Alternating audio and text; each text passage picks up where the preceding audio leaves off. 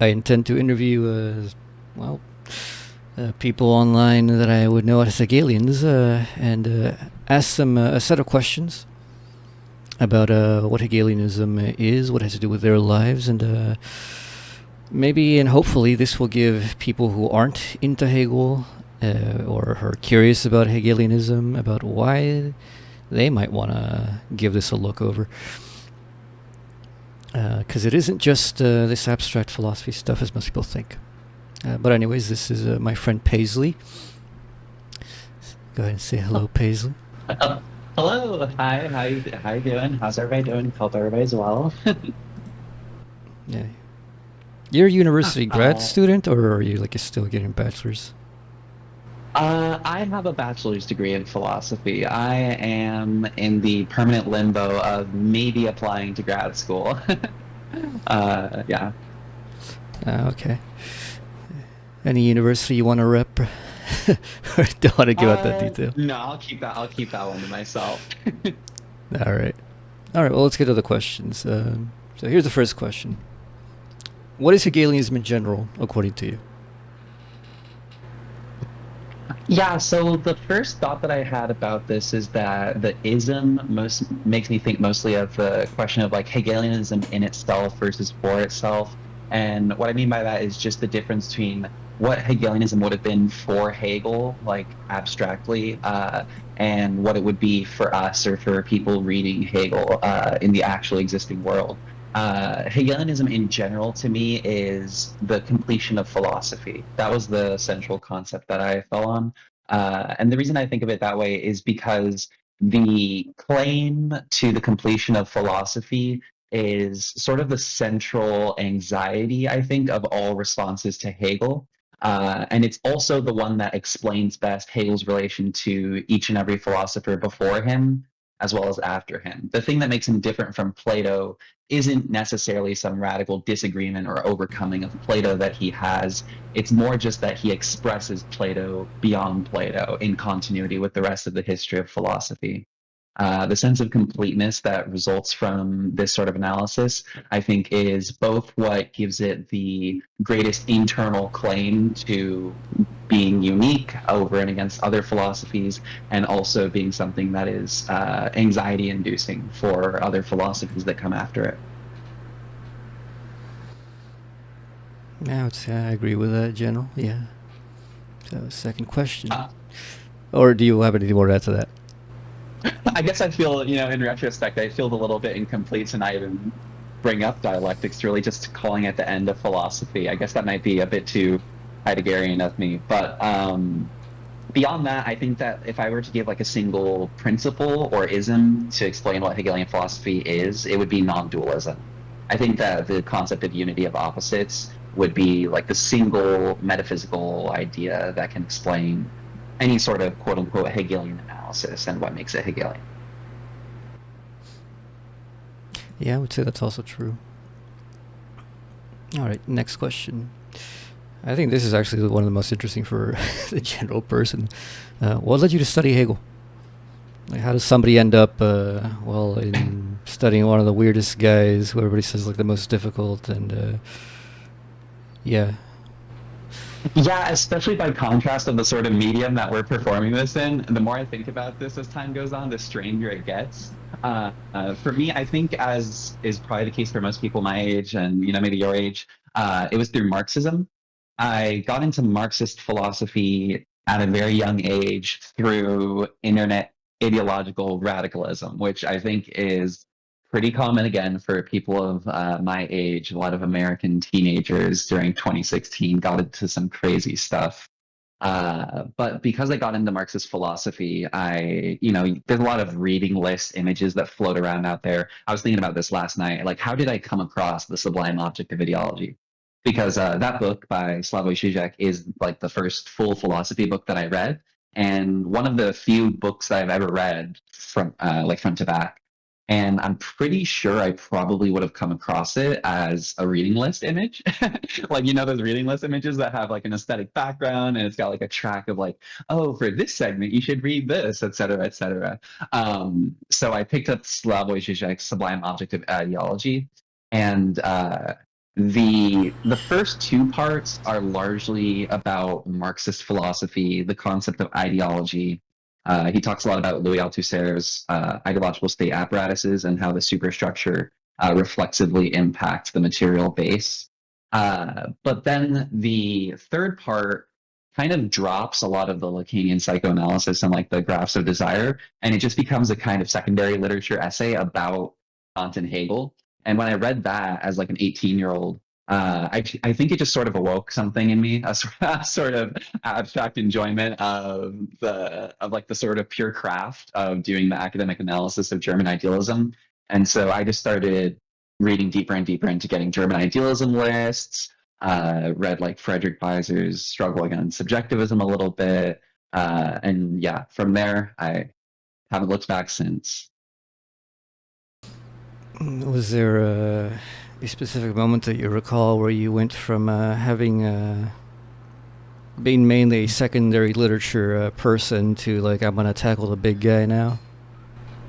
Ooh, um, ooh, that is a good question. It's hard to place because I feel like at various points in my life I have like failed attempts to start it up again. And I feel like this is a pretty common experience to other people who have studied Hegel that I've talked to, where, you pick up the phenomenology of spirit or the science of logic and you're like, this time for real, I'm going to do it.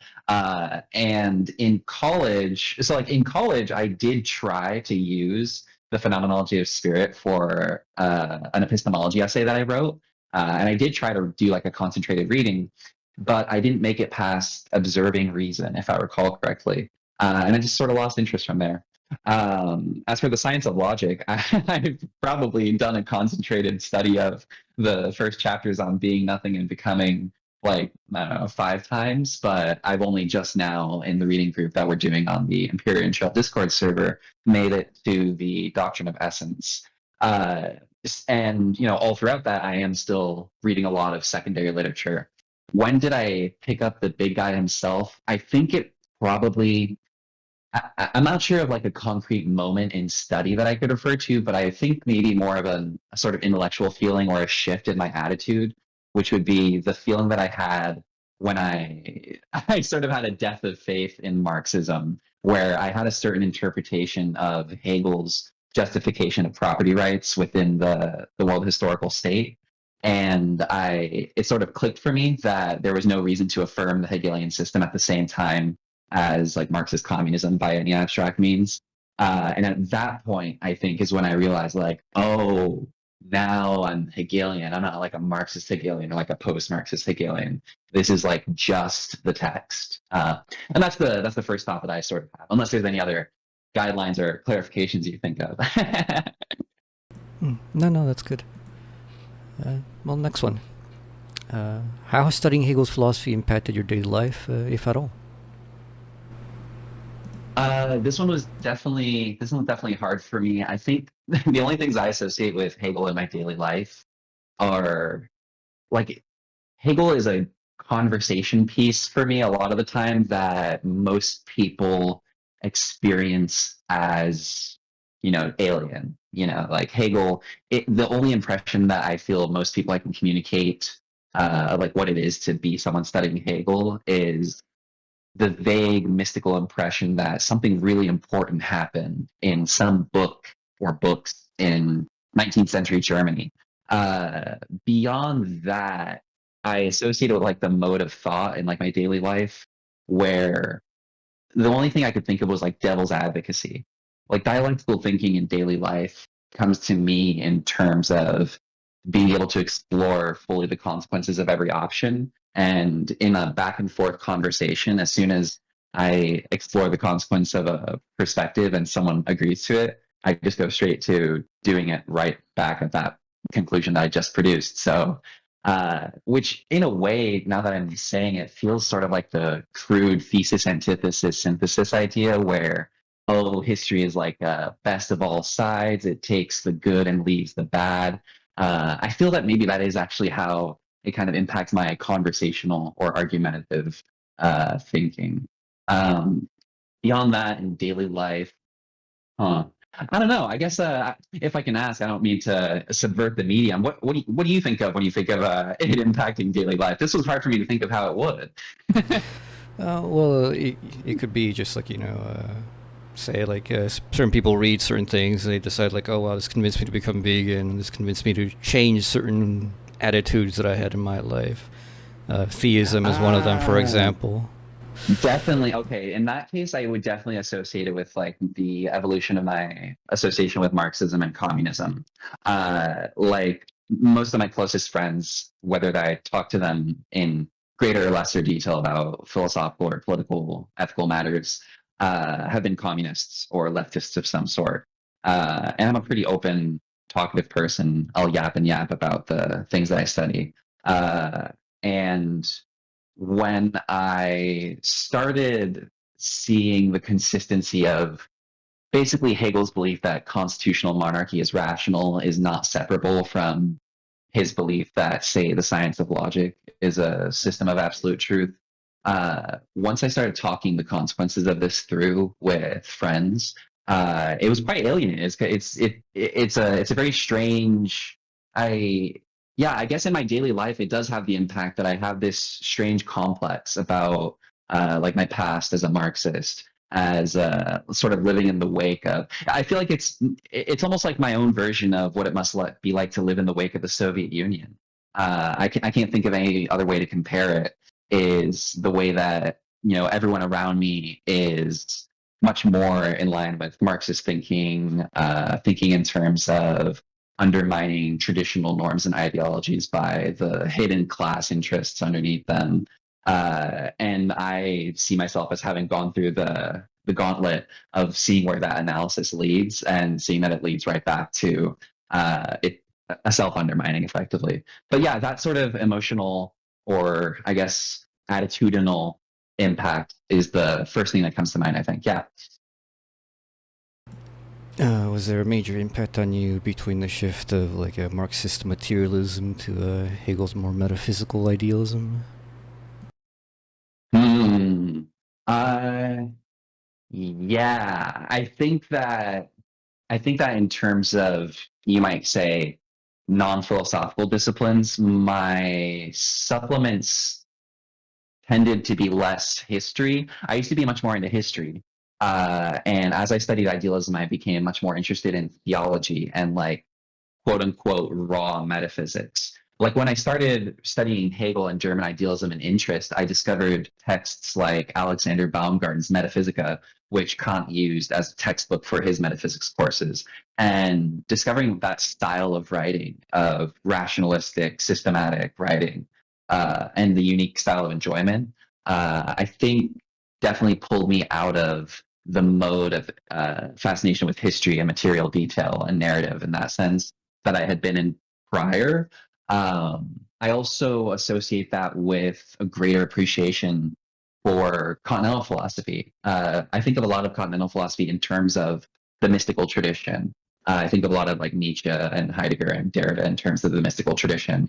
And so having a broader appreciation for idealism beyond the historical materialism or dialectical materialism of Marxist philosophy, I think helped me to have much more sympathy for the type of linguistic or quote unquote culturally relative analyses that we associate with continental philosophers these days.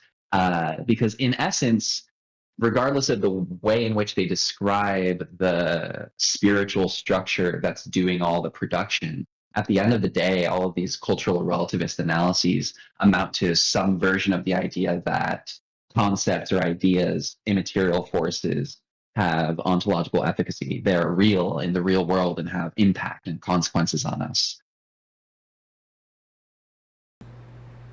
All right, so you became more interested in theology.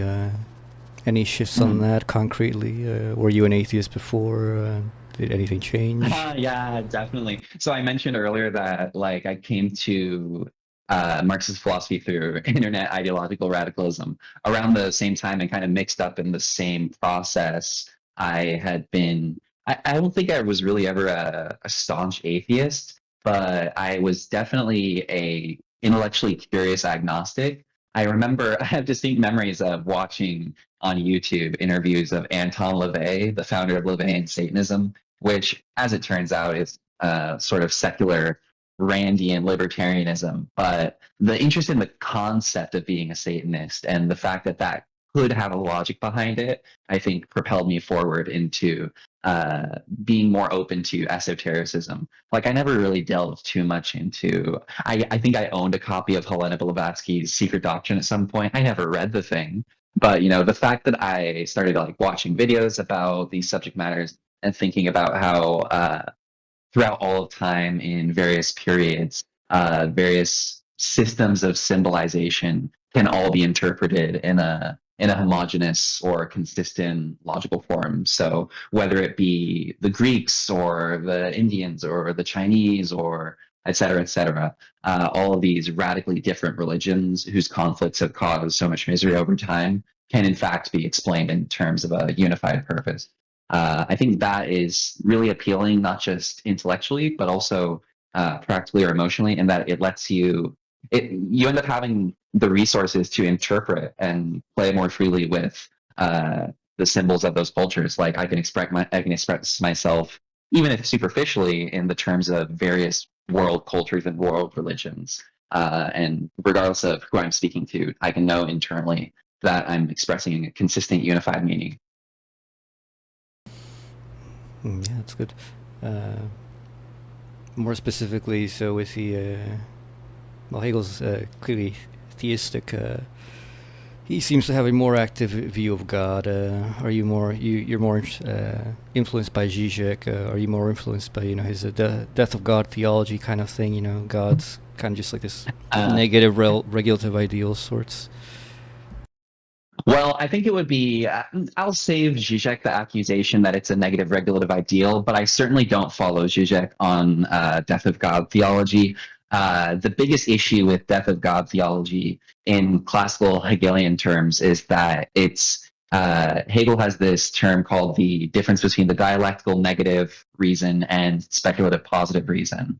And the move from dialectical reason, which dissolves binary differences, to speculative reason, which posits the identity that ties together those binary oppositions. The move from the former to the latter is just the pointing out of the distinctness of the first step. So there's a difference, in other words, between the binary opposition and the, let's say, for vulgar terms, function of its dissolution. So the reason I say that here is that Zizek's death of God theology I regard as mostly correct. It's basically just pointing out that when he says there is no big other, God himself is dead, and that this is necessary for subjectivity. The implication on the flip side of the Mobius strip, as Zizek might put it, is that if God out there is dead, then God here, where the I of the speaker resides, is alive. This sort of argumentative trick, I think, is concealed in most negative theology, where when you affirm the death of God, what you're really affirming is the presence of God on the position of the utterer of the death of God. And so from that perspective, I don't really mind Christian atheist theology, but that's just because it's just not atheist to me. Whereas for my view, in terms of Hegelian theism, if I had to put it in a single word in terms of classical theology, it would be the word providence. And this captures the great significance of the concept of world spirit or world history for Hegel. In Christian scripture, I'm not super familiar with scripture, but I do know of like how Paul, I think in Romans, discusses I couldn't cite you the exact number, the letter on authority, where he says that you should give the authorities their dues because God himself put them there. The subtext is that God himself is also that which inevitably lays low all particular instantiations of authority in the earthly realm. And so providence from that perspective for Hegel, you can see why there would be consistency with the Christian atheist perspective as positing the death of God. But the category error they're making, if we think about the Pauline thing that I just cited, the category error is between the particular instantiations of God, particular images of God, you might say God the Father, versus the overarching spirit in which the positing and destruction of that image of God the Father takes place. When Zizekians or other Lacano-Hegelians affirm the death of God or an atheist position from within Hegelianism, what they're really doing is signaling, A, that they haven't understood the unity of the negative and the positive in the final steps of reason in dissolution of difference. And B, signaling that they just kind of haven't looked at the lectures on the philosophy of world history or the lectures on the philosophy of religion.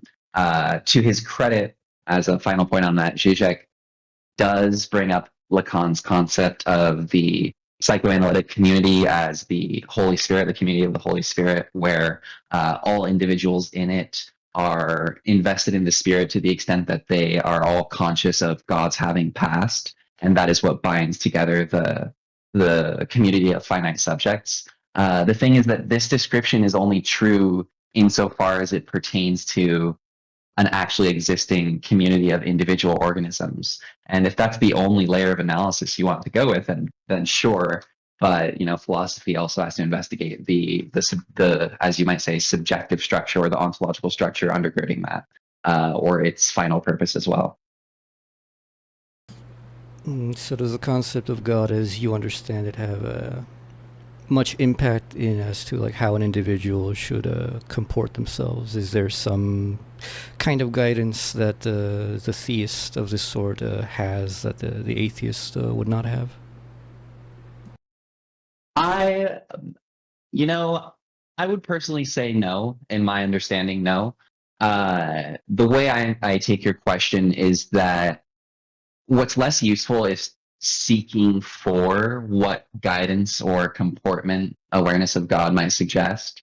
And what is more useful is seeing how God already is comporting or guiding, even in the moments where one supposes oneself ignorant of God. So in that case, my analysis would first go to the assumption that everyone, regardless of their knowing it or not, does in fact have quote unquote a God which is guiding them in and through everything.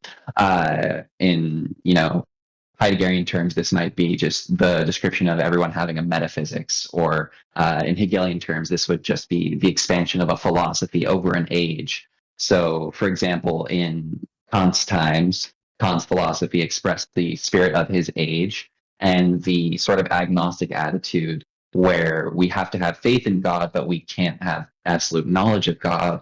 That was not just a conclusion that the German cultural attitude had reached in him, but in his work, it also reached further transmission or reaffirmation in the German people. Similarly, with an individual person, I would not really be seeking to give this person the protocol by which they find the answers that God is supposed to give them in their daily life, because the implication of such a method is that they don't already have that.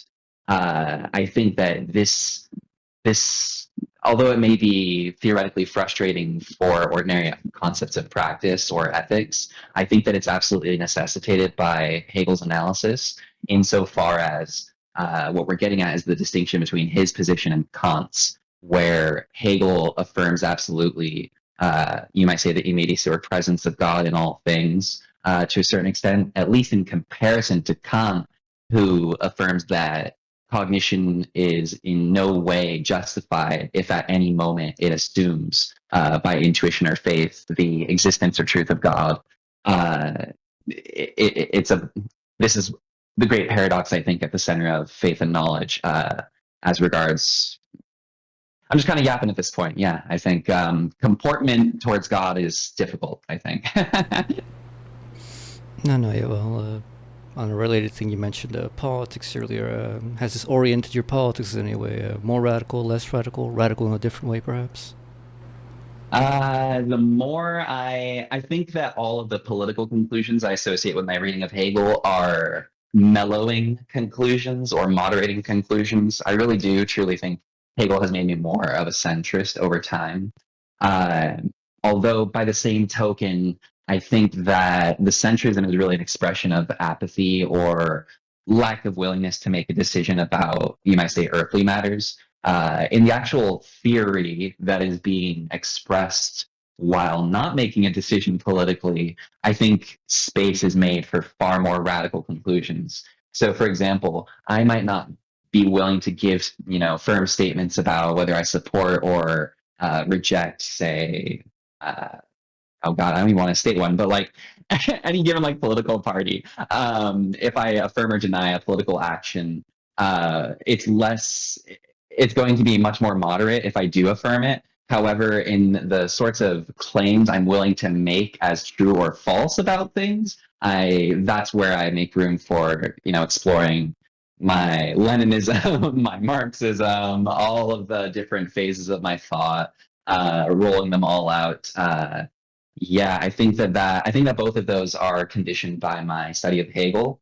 And this is, I guess, my interpretation of the famous "The Owl of Minerva flies at dusk" quote. I think that you do have to accept in Hegel that philosophy is, in a certain word, fundamentally cut off from actuality or direct engagement with actuality.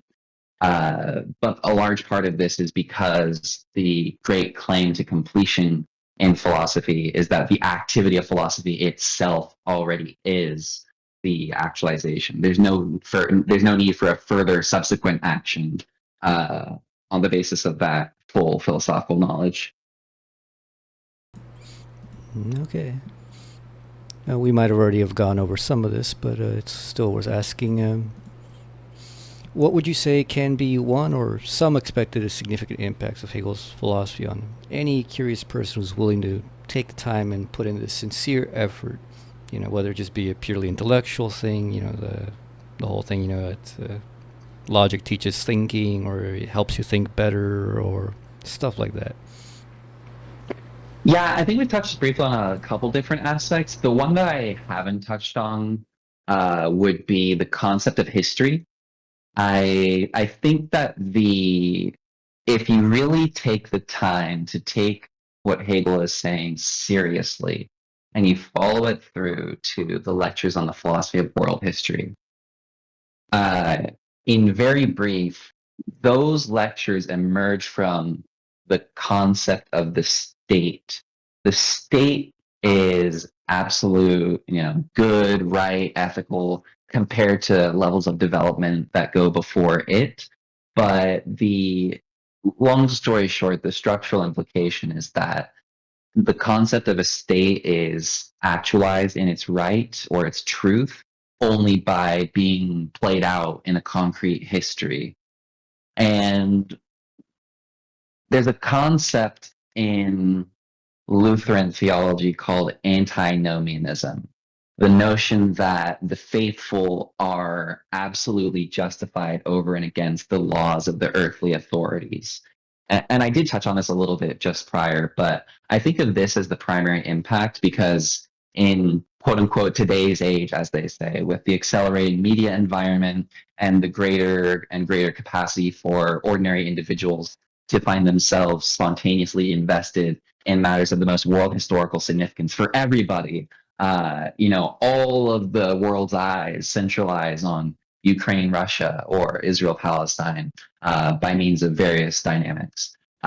In such an age, I think that the concept of history and how insight into the necessity of historical dynamics overrides the ordinary morality or cultural biases of individual nations and cultures. I think that does actually have a lot of impact if you take the time to attend to its conclusions seriously. Uh, like I said, in the present conditions of the media environment and how it relates to the concept of global awareness or historical awareness, I think that if you have this awareness from the work of Hegel, you'll very quickly find not just the accelerated ability to engage spontaneously with the subject matters that your fellows bring up, but you'll also find, the ordinary structure of philosophy going beyond immediate appearances. Very, very strange consequences result, I think. Yeah, that was interesting. I did not expect that answer. All right, next question. Has Hegel's philosophy inspired, even if only partially, any projects or future goals? Um, I was kind of, what do you have in mind when you think of projects or future goals? Because I consider myself like a writer of philosophy. And by that sense, I would say that I don't have projects that are unrelated to Hegel, certainly. Is there anything else that you had in mind by projects or future goals? Do you see yourself as trying to continue the Hegelian project, advance it, preserve it? Mm. I see myself, I think preserve might be the best word for how I would see myself in relation to it. I don't see myself as a particularly creative person, in that my primary focus is being what you might call a scholar or a producer of secondary literature. I think of my work primarily as working upon the work of others. Uh, from that perspective, I'm mostly interested in making sure that the reading of Hegel remains good, or that bad readings are, given the response that they deserve. uh, but a good reading or a bad reading for me is more of a formal determination about the spirit that goes into it, as it were. I care less about the correctness of statements that are made about Hegel than I do the protocol or the method by which they're arrived at. If someone just goes through rote memorization of the verbatim sentences of the science of logic, and they're able to string those together in various combinations to produce the appearance that they're saying something insightful about a separate matter, that would be like a sort of large language model reading of the science of logic. And I think that that is a danger to be avoided. And the way that I avoid that is through my love of continental philosophy and my pursuit of post-Hegelianism and even anti-Hegelianism to a certain extent. So I think of the goodness and badness of readings of Hegel's work as in continuity with post-Hegelianism. And from that perspective, all my projects are the preservation of the Hegelian tradition, mostly through working on the continental or post-Hegelian tradition. All right. Next one. What do you say to those that worry that Hegelianism is the ultimate closed dogmatic and uncreative box? I have to be, I feel that the only subversive thing that can be said anymore after is that they should worry. One of the more common responses in academia, I think, is to say, no, the closedness or the dogmatism of the Hegelian system, of the Hegelian box, is already grounded in absolute negativity, or the absolute incompleteness of God. What this misses is that there is never a subtraction or a retraction of the enclosedness of the system. I think, as I said earlier, the completion of philosophy that is claimed in Hegel. Some readers of Hegel have tried to defend him by saying that he, in fact, never made such a claim. Hence the use of the Owl of Minerva quote. People will like to say, oh, Hegel does say all these very radical, grand claims about this being the absolute truth. Now philosophy has come to an end, etc. But he also says that the Owl of Minerva only takes flight at dusk, which means he's self-consciously recognizing that existence and actuality is already rushing ahead of him and promising the comprehension of it to future generations. Uh, that's well and good, and that might be true, but what that leaves us with is a sort of binary or dyad between the closed system and the ever rushing forth actuality. The system of the relation of these two sides is itself self-enclosing. There is no retraction at any last moment of the self-enclosedness or the feature that critics perceive as totalitarian. But the biggest issue for me, and why I just affirm that they should worry, is I find the criticism to be sort of bad faith in an age where we have all the most sophisticated philosophical and ideological tools for discovering how the claims of others are mediated by hidden biases or hidden drives and hidden motives. In such an age, it feels right to point out that a system is totally self-enclosed or that it's based on dogma.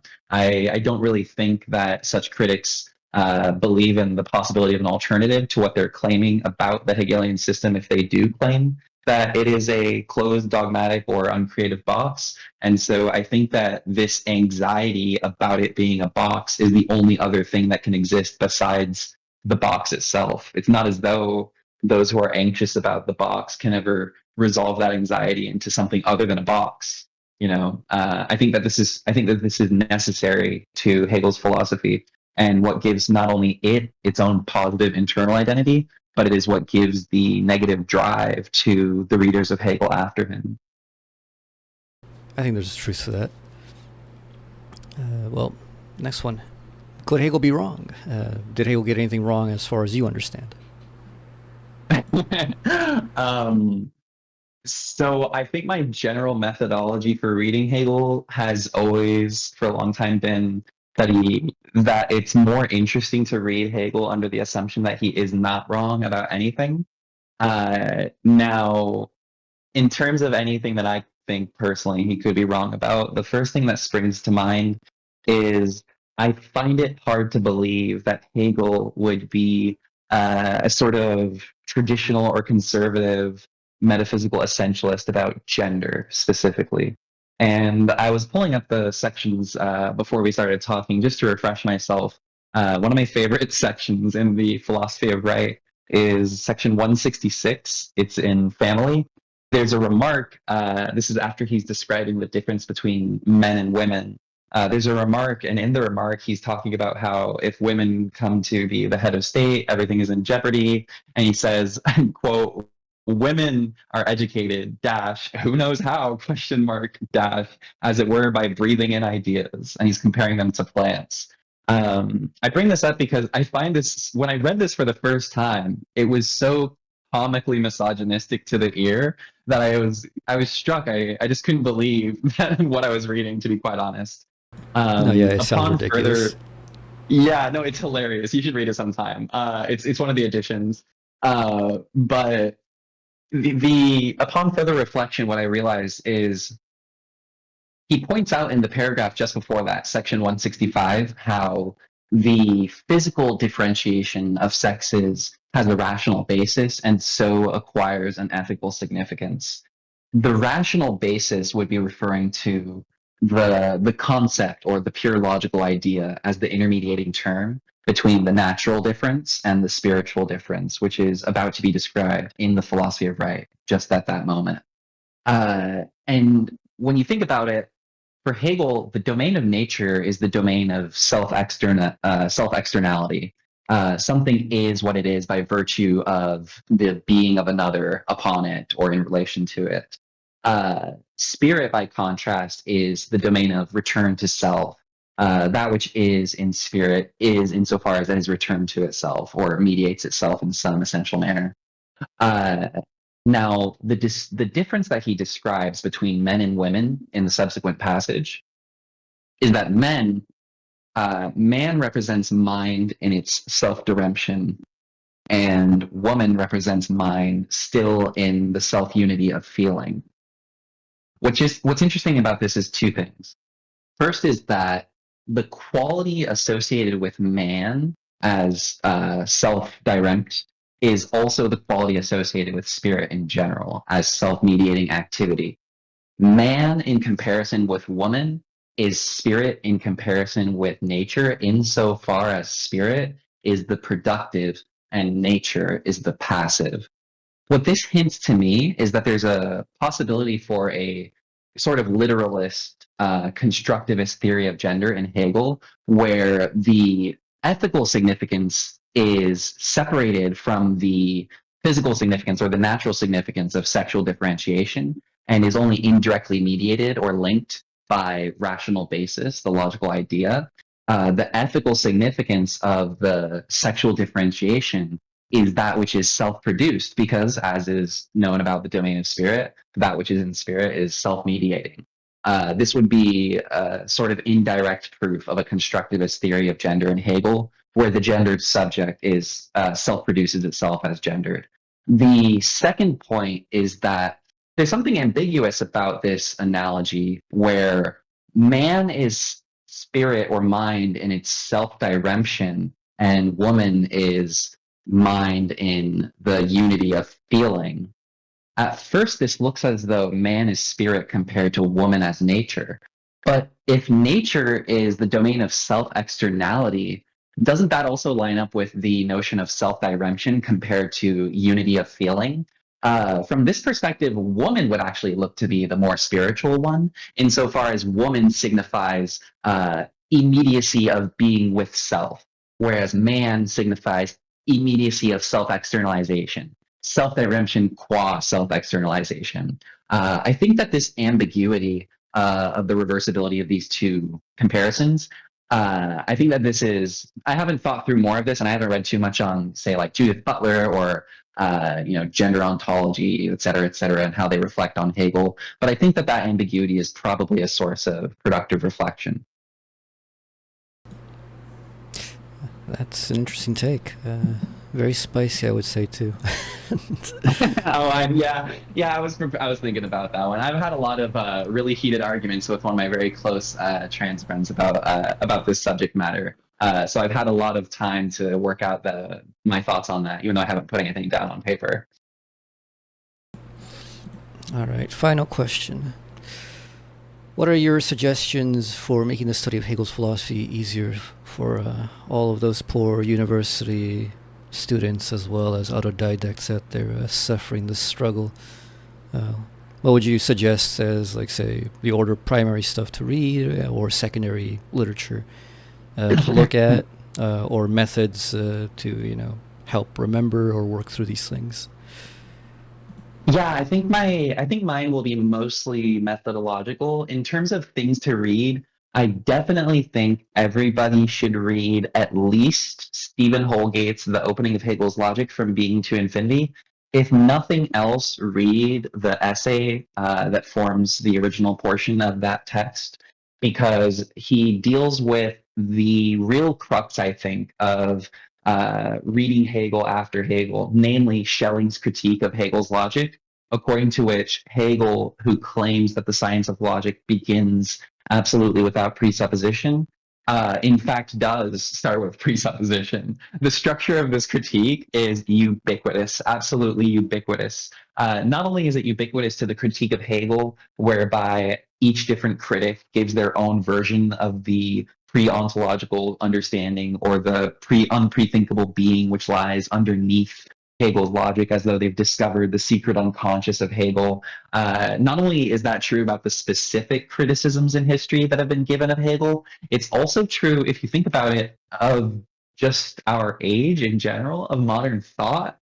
The concept of exposing the presupposition underneath another's thinking, as though that by itself annihilates everything that all legitimacy in anything someone could say, I think that that is equally ubiquitous to culture. And so I think that that book, The Opening of Hegel's Logic from Being to Infinity, which very clearly and concisely addresses Schelling's criticism and the various variations of it, such as Kierkegaard's, Marx and Engels, Heidegger's, I believe, is addressed to some extent there. I think it's essential to starting the reading of Hegel, because I think that without understanding the beginning of the science of logic, I think that the structural or implied weight of everything else in the system is empty. I think that without it, it's empty. The next thing I was thinking is, I guess the only other things I don't really have note style. I guess for me, I'm a very stream of consciousness writer. I write very much like Friedrich Nietzsche, to be quite honest, in the sense of aphoristic style, just breaking up random chunks. But most of my advice is around de-stressing and removing expectation. I think that's consistent with the speculative method in terms of removing presupposition. So I recommend that people just take their time and read closely. And the first thing I always think of when reading Hegel is to read literally. I think that a lot of people, when they read Hegel, they think that he's speaking in metaphors, that he's giving a metaphor for something, as though when he says that reason governs the world, this is some sort of metaphor for how reason, as the transcendental horizon within which individual cases of cognition can occur, relates to a manifold of et cetera, et cetera. And they just unravel all of the Kantian terminology from there. Or if it's not the Kantian terminology, it's the Marxist terminology or the Heideggerian terminology, et cetera. And so I think of it in terms of reading literally, where you just try and take him at his word. It's not that there really is a specific literal meaning to be discovered. It's that the attempt to think literally will strip back and separate in your mind all of the thoughts that you're having that say, oh, Hegel, when he says this, is talking about the same thing that Kant said or Plato said, etc. If you separate those associative or historical thoughts, what Hegel would call external reflections, from the other thoughts, the second category, the quote unquote other thoughts that are left over, that is what I'm referring to as reading literally. And I don't actually think that the set of thoughts included there is by default true. I think that you'll have a much more productive process of coming to understanding and feeling through the structure of argument that's happening in Hegel's work if you at least attempt to do so. And then the last point that I have in terms of what I would recommend for people getting into Hegel, I recommend this for philosophy in general. One moment. I think of it in terms of de-Oedipalizing. I think that when you're first getting into Hegel and when you first have that eureka moment of like, oh, I get why this argument works. I get how we end up with becoming after the immediate vanishing of being into nothing and nothing into being. I get it. When you have those moments, it can feel like nothing will change about the truth of that moment, whatever you think is happening at that moment that you understand it. But ultimately, if Hegel is right about, for example, there being one philosophy throughout all time that expresses itself in different forms, and every single stage of development is absolutely necessary. If this is all true, then in a certain sense, the individual historical moment of you coming to awareness of it is absolutely empty and has no value in the specific sense that it won't do anything. It doesn't cause anything. And so I think of this in terms of de-Oedipalizing, because once you strip back the intuitive association of an impact externally with a very important insight, you're allowed to have experiences of other, what might appear otherwise more benign or degenerative literature. I think that this is an experience that can be natural not just to Hegel, but other great man philosophers in the canon, specifically of his continental philosophy. If you become a quote unquote Deleuzian, there tends to be a predisposition to ignore everything else in the field of philosophy. Even if you do tend to be an interdisciplinary person otherwise and study a lot of literature or science, all other philosophers tend to become forgotten or left by the wayside. And I think that that would be eminently un-Hegelian. So that would be my recommendation, is to de-Oedipalize, not take it all too seriously. The guys themselves aren't that important. What's more important is the current living process of thought that you're going through. I agree with it.